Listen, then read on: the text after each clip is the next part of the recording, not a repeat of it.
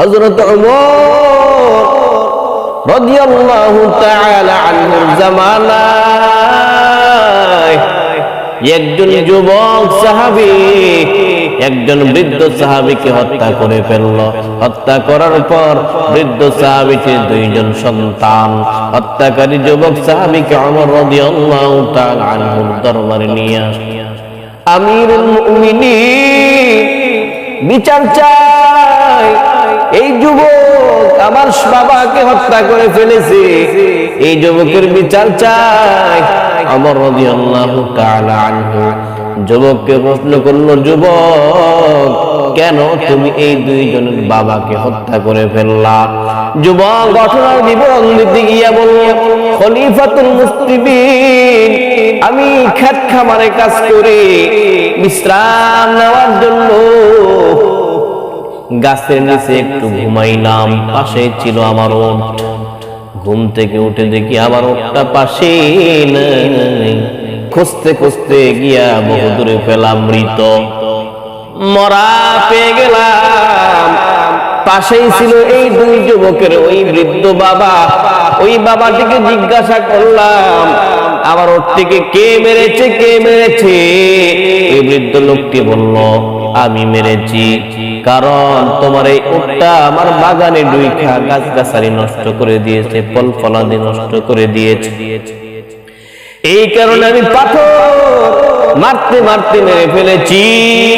আমি রাগান্বিত হইয়া ওই বৃদ্ধ লোকটির সাথে তর্ক বিতর্ক করতে করতে এক পর্যায়ে মাথার মধ্যে পাথর মেরে তাকে মেরে ফেলেছি। অনাকাঙ্ক্ষিত ভাবে হয়েছে, ক্ষমা চাই। রাগ করেছিলাম, রাগের কারণে মাথা গরম। কি হয়ে গেল কিছুই তো বুঝতে পারি না। ওমর রাদিয়াল্লাহু তাআলা বললেন, হত্যার বদলে তোমাকে হত্যাই করা হবে, কারণ তোমার উটটাকে মেরে ফেলেছে। উচ্চাইতা উদ্দিত এই বৃদ্ধ লোকটা তোমার ওটটাকে মেরে ফেলেছে, ওটের বিনিময়ে ওট পাইতা, ওট না চাইয়া তুমি কেন এই বৃদ্ধ লোকটিকে মেরে ফেলেছ?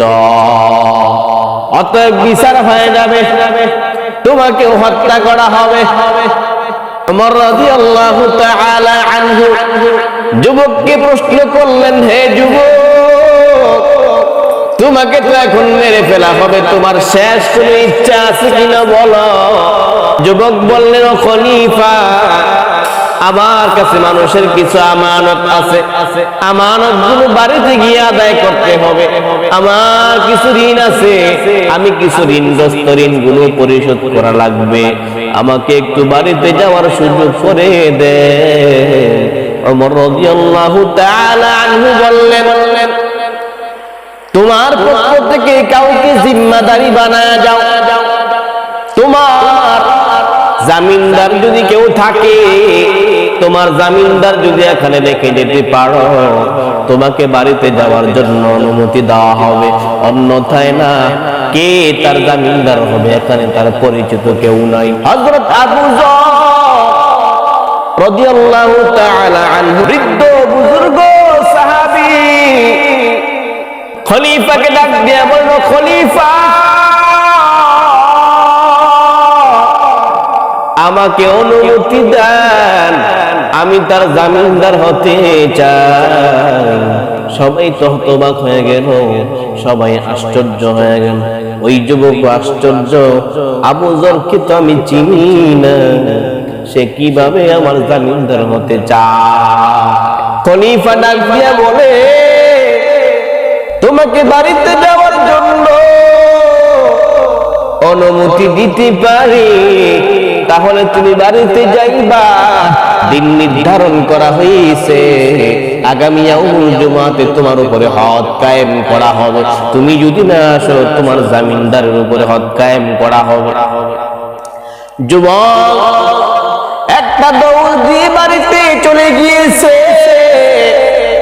বাড়িতে যাওয়ার পর ঋণগুলো পরিশোধ করার পিছনে লেগে গেল। দ্রুত তড়িৎ গতিতে তার ঋণগুলো পরিশোধ করার জন্য সময় পার করতেছে আমানত আদায় করার জন্য সময়গুলো অতিবাহিত করতেছে। জুমার দিন চলে আসলো, শুক্রবার আসার পর যুবক তো জুমার নামাজের আগেও যুবককে দেখা যায় না, জুমার পর হয়ে গেল খলিফা ওমর আবু যরের বাড়িতে পত্র পাঠায় দিল, আবু যর আপনাকে ডাকা হয়েছে। ওই যুবক তো এখনো আসতেছে না, আপনি পরিপূর্ণ প্রস্তুতি নিয়ে বাড়ি থেকে রওনা হয়ে খলিফার দরবারে চলে আসে। আবু যর রাদিয়াল্লাহু তাআলা আনহু পরিপূর্ণ প্রস্তুতি নিয়ে বাড়ি থেকে রওনা হইয়া ওমরের দরবারে চলে আসলো। হঠাৎ জাল্লাদ তার পা কাঁপতেছে, পা কদম চলে না। সাহাবায়ে কেরাম সবাই আশ্চর্য, আবু যরের কোনো দোষ নাই, নির্দোষ আবু যর, বুজুর্গ সাহাবী, যার কোনো অপরাধ নাই। সবাই হতভম্ব, খলিফা ওমর নিজেও বড় আশ্চর্য, চিন্তায় পড়ে গেলেন কি করা যায়। হঠাৎ ওই জায়গার মধ্যে উটের পা চলাচলের আওয়াজ শোনা যায়। ও যেন দ্রুত বেগে আসছে, কোন মানুষ যেন দ্রুত বেগে আসতেছে। তাকাইয়া দেখলো সেই যুবক। কি যুবক, তুমি কেন আগমন করেছো? তুমি জানো তোমাকে ফাঁসি দেওয়া হবে, তোমার উপরে হক কায়েম করা হবে। হঠাৎ ময়দান বড় স্তব্ধ হয়ে গিয়েছে। ওমর নিরুপায়, কিছুই তো করার নাই, কারণ ইসলামী আইনের উপরে কোনো পক্ষপাতিত্ব চলবে না, কোনো দরদ চলবে না, কোনো মায়া চলবে না। হদ যার উপরে কায়েম করা দরকার, তার উপরে হদ কায়েম করতেই হবে, কিছুই করার নাই। আবু যরের উপরে হদ কায়েম করতে হবে। হঠাৎ আওয়াজ শুনতেছে, কে জানি আসতেছে,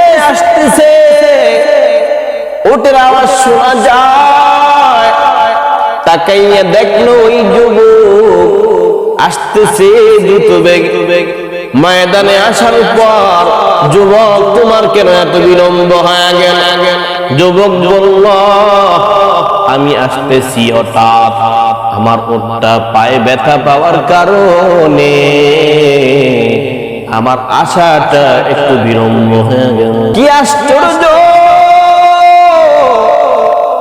যুবক কেন আগমন করেছে? যুবকের ঈমান কেমন তাজা ঈমান। যুবককে প্রশ্ন করো, তুমি জানো যুবক, আজকে তোমাকে মেরে ফেলা হবে। বড় আশ্চর্য,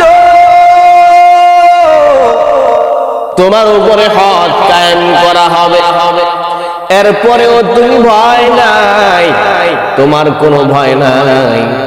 মজলিসে উপস্থিত হয়ে গেল, কি কারণ? যুবকের ঈমান বড় সুন্দর, যুবকের জবাবটা বড় সুন্দর। যুবক বলতেছে, আমি চাই না একজন মুসলমানের বিপদে আরেকজন মুসলমান অগ্রসর হইয়া ওই মুসলমান নিজেই বিপদে পড়ে যায়। আবু যরকে প্রশ্ন করা হলো, আবু যর, আপনি চিনেন না, জানেন না, পূর্ব কোনো পরিচয় নাই, কেন আপনি ওই যুবক মুসলমানের বিপদে অগ্রসর হয়ে গেলেন, জামিনদার হয়ে গেলেন? আবু যর বলেন, এমন কোন কারণ আমি হতে দেই না। ইসলামটা বড় সুন্দর, ইসলামী আইন বড় সুন্দর। আমি চাই না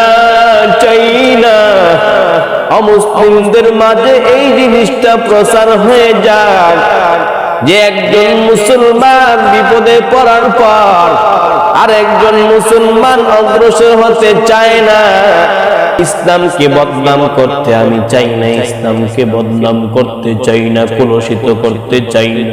এই ঘটনা দেখার পর বৃদ্ধ লোকটির দুই সন্তান খলিফাকে ডাক দিয়া বলে, খলিফা, আমরা মাফ করে দিয়েছি ওই যুবককে, ওই যুবকের উপরে আপনি হদ কায়েম করবেন না।